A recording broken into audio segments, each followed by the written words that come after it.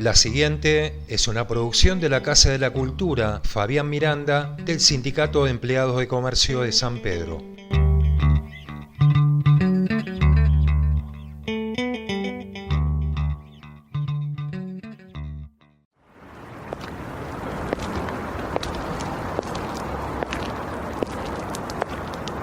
Lo vigilan. Sabe que en la misma bóveda celeste donde se revuelven los astros, los símbolos ocultos de la quiromancia y las cifras cabalísticas, hay 1000 ojos ávidos que lo buscan. Justo cuando prefería estar solo, mejor dicho, a solas con su doncella, lo espían.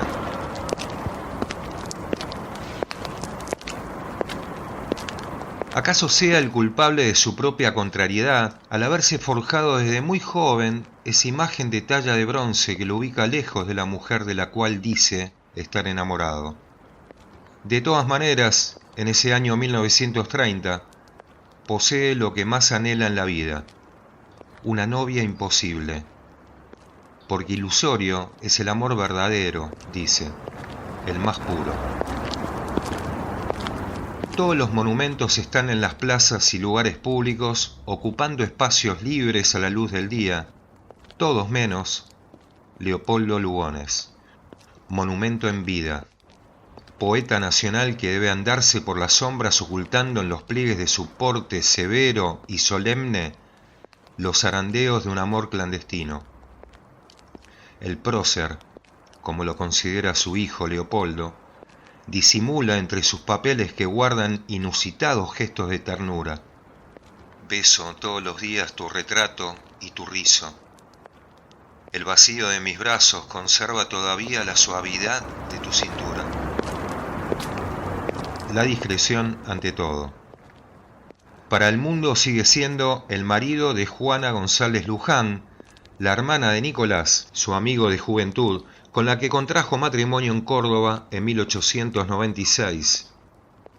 ¿Quién diría que el escritor de ademán adusto y paso marcial, que entre sus muchas obras publicó ese himno a la monogamia, el libro fiel, haya perdido la compostura por una joven que le arranca un collar de diminutivos, la misma con la que suele encontrarse en un anónimo departamento luego de sus ejercicios de esgrima? Su identidad está preservada, por ahora, bajo la falsa denominación que Lugones ha designado para ella, Aglaura, diosa griega, ninfa del rocío.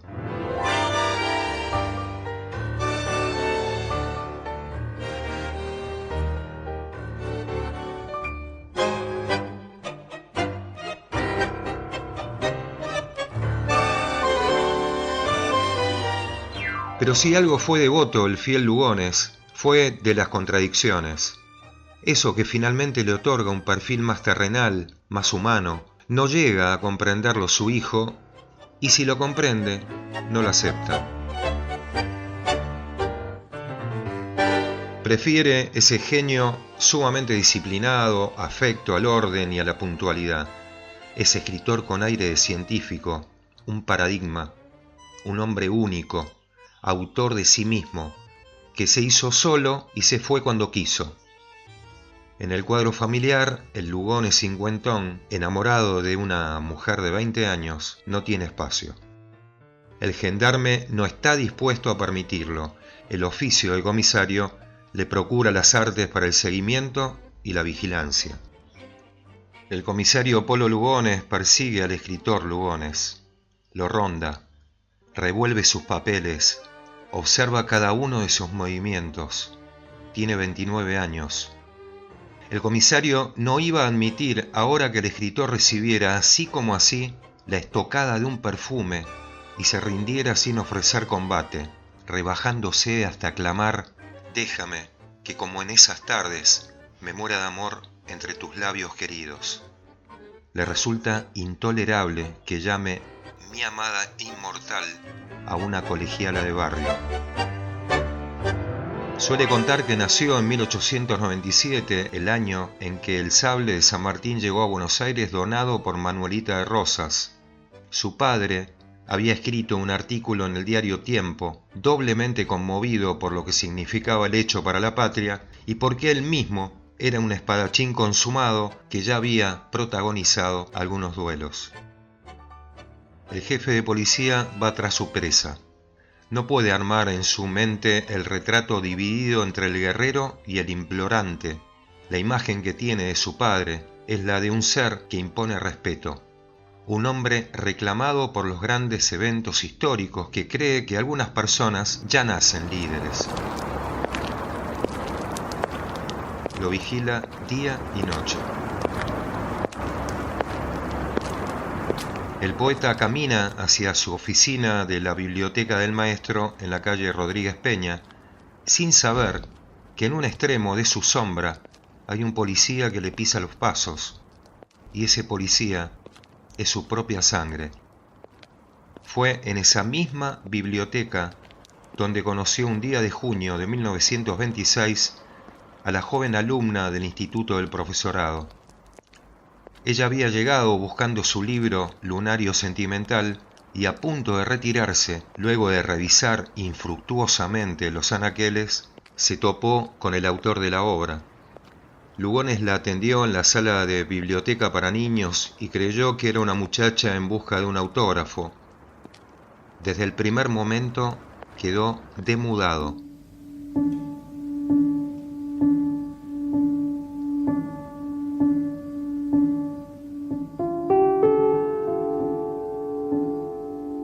El orador que había lanzado arengas en el Ateneo, discursos encendidos en plazas públicas, proclamas fogosas en el círculo militar y peroratas extensas en foros internacionales, se había quedado mudo.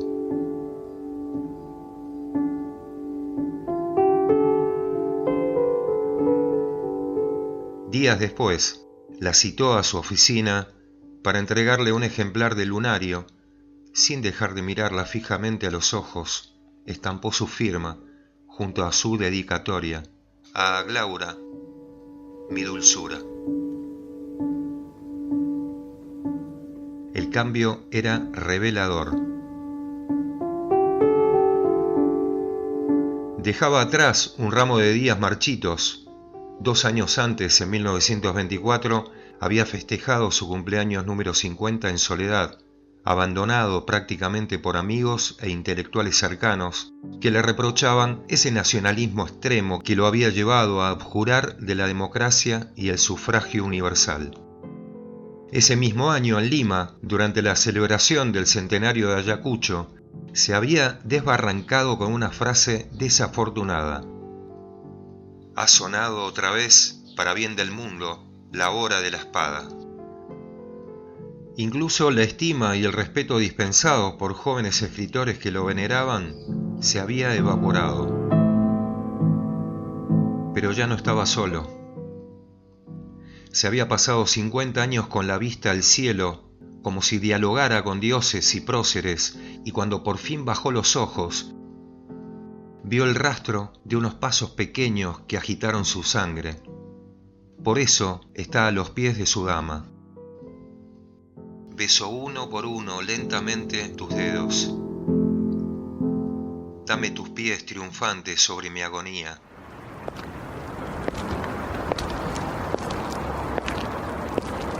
El gendarme no le pierde pisada. Observa sus movimientos. Controla los horarios de entrada y salida de sus ejercicios con florete, de su despacho en la biblioteca y de todos los lugares que suele frecuentar. Claro que la pesquisa tiene sus grietas. En 1927, mientras veraneaba en Mar del Plata, Lugones envía desde el Hotel Bristol algunas cartas firmadas con otro anagrama: Osolón de Ploguel, mientras estampa bajo un poema esta línea: a Glaura, mi único amor.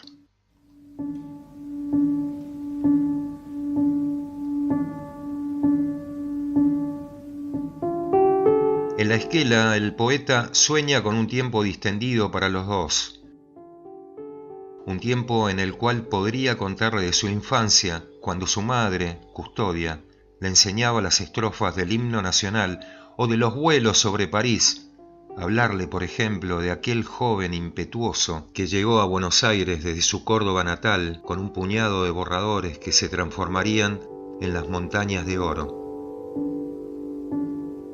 Apolo Lugones lo tranquiliza ver a su padre saliendo de la redacción del periódico La Fronda o entrando en dependencia del círculo militar para practicar esgrima con el profesor Luchetti. Ambos lugares son de tendencia pro-germana. Él mismo simpatiza con algunas instituciones alemanas que en esa década del 30 se propagan por el territorio nacional. La consigna es disciplina y orden. Lo aprendió de su padre, quien a los 19 años ya había sido reclutado como subteniente y fue ascendido a capitán de guardias. Además, una estirpe de comandantes y coroneles hacía resonar sus botas en el pasado familiar.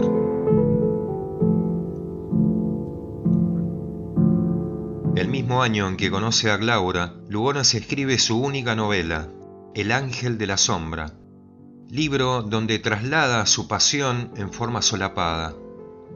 La historia de amor entre un profesor de francés y una joven de la alta sociedad está condimentada con los elementos del universo lugoniano, lo premonitorio, los poemas en clave, la reencarnación, el mensajero de una hermandad secreta que anuncia el momento crucial en la vida de los personajes, el desencuentro y la fatalidad.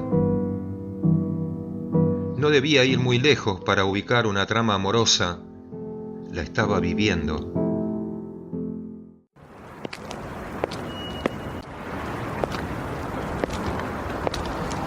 El suicidio venía prendido de la túnica de la fatalidad que cubrió siempre los hombros de Lugones. En un libro de 1906, Las fuerzas extrañas, el personaje afirma: no pudiendo huir, la muerte me esperaba, pero con el veneno aquel, la muerte me pertenecía. Pero Polo Lugones, nada menos que su hijo, su propio hijo, lo vigila. Era jefe de orden político de la policía de la capital, a quien se responsabiliza de la práctica de apremios ilegales. Gusta infiltrarse personalmente en los actos estudiantiles y políticos para proceder a informar sobre aquello que, según sus ideas, perturba la tranquilidad. Es el creador de la picana. Ese hijo es la persona que escarba en los bolsillos del poeta cuando duerme y olfatea las voces del teléfono.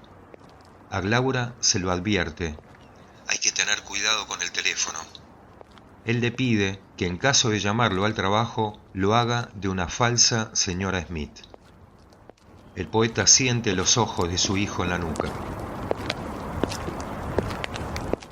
Del otro lado de la línea, como en otro hemisferio, ha quedado el resto del mundo, los otros Lugones.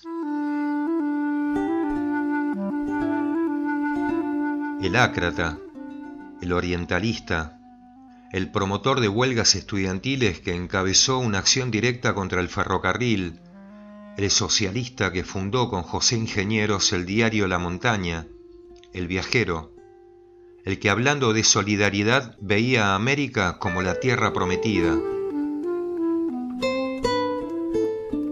Lugones se pasea por recuerdos que le suenan lejanos. El momento en que conoció a Juana González Luján bailando sobre las olas, ese vals que luego les interpretaría al piano Arturo Capdevila en la cubierta del vapor Cap Vilano cuando viajaban a Europa en 1913. Biógrafos del poeta van a mencionar a Juana González Luján como el único amor de su vida, lo que habla del hermetismo del personaje respecto a su situación afectiva. Prácticamente ha podido sustraer su pasión oculta de todos quienes lo rodean, menos de su hijo, que la tiene fichada con datos precisos. Mujer joven, de poco más de 20 años. Nombre: Emilia Santiago Cadelago. Actividad: estudiante del profesorado de letras. Ideología: desconocida. Padres: Domingo Santiago Cadelago y Emilia Moya. Profesión del jefe de la familia: ingeniero de la Armada.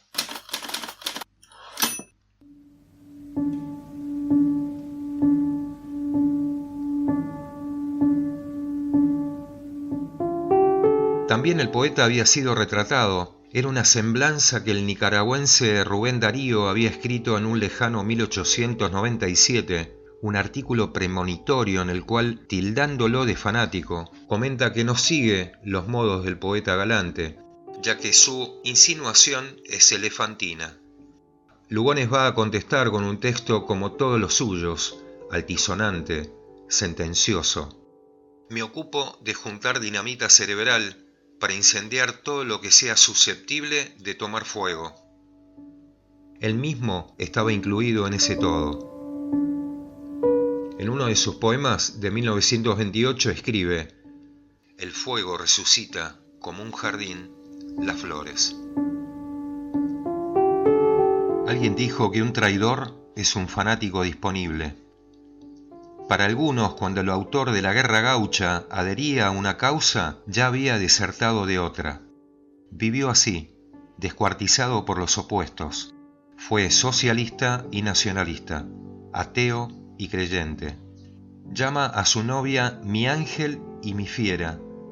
Es a la vez la doncella que le da vida. Busca indicios de lo inescrutable entre la luna y el sol y reúne, en una copa final, el placer y el veneno.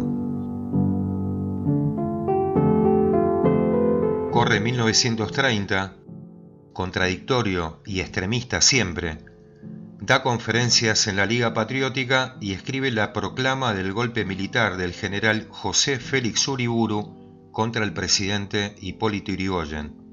Posteriormente intentará conformar una nueva agrupación política, la Guardia Argentina, para luego, desencantado, afirmar que un escritor no debe participar en política. Se refugia en su trabajo rutinario. Uriburu le había ofrecido la dirección de la Biblioteca Nacional cuando él esperaba un cargo mayor, una embajada, algún ministerio. Pero no está desguarnecido. Le quedan su aglaura y una pistola niquelada a la que llama la nena y que guarda detrás de la guía telefónica. Ignora que su hijo ya lo sabe todo y que ha decidido obrar con mano dura. Polo Lugones se presenta ante los padres de Emilia en el barrio de Villa del Parque para exhortarlos en un tono entre seco y cordial, con recomendaciones que suenan a advertencias y sugerencias que parecen amenazas. Ya había intervenido los teléfonos y tenía en su poder las grabaciones. Había seguido a los amantes y estaba al tanto de todo. El comisario dice escándalo, dice no voy a permitir, dice un hombre casado, dice caprichos, dice una muchacha joven. Antes del portazo arroja al rostro del matrimonio Cadelago una alternativa. O se interrumpe la relación o iniciará los trámites para declarar a su padre perturbado mental y después encerrarlo. Quedan en un cono de sombras todas las maniobras del policía que lograron forzar finalmente la ruptura entre el escritor y su aglaura.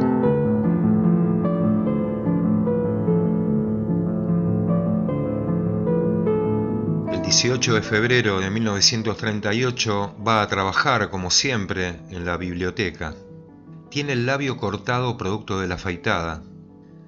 A la salida se dirige al desembarcadero del Tigre y aborda la lancha La Egea que lo lleva al recreo El Tropezón, ubicado en una de las islas del Delta. Toma la habitación 19. Se quita el sombrero de paja y se sienta a leer un libro de Paul Grusac. Sale a dar un breve paseo por los alrededores del lugar y de regreso le solicita un whisky al dueño del establecimiento. Lo acompaña con una dosis de cianuro.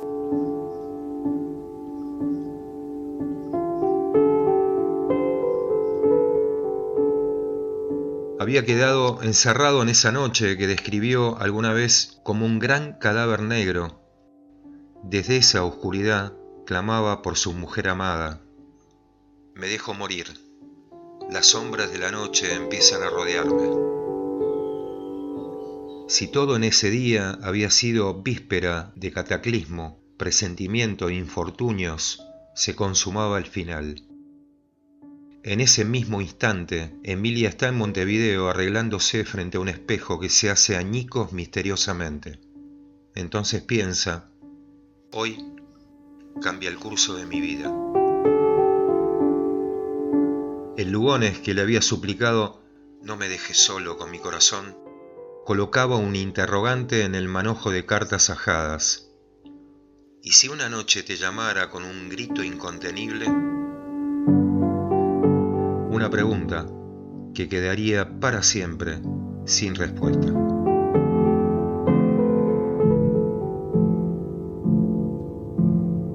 Del libro La pasión de los poetas, de Jorge Bocanera, Leopoldo Lugones, enamorado de la muerte.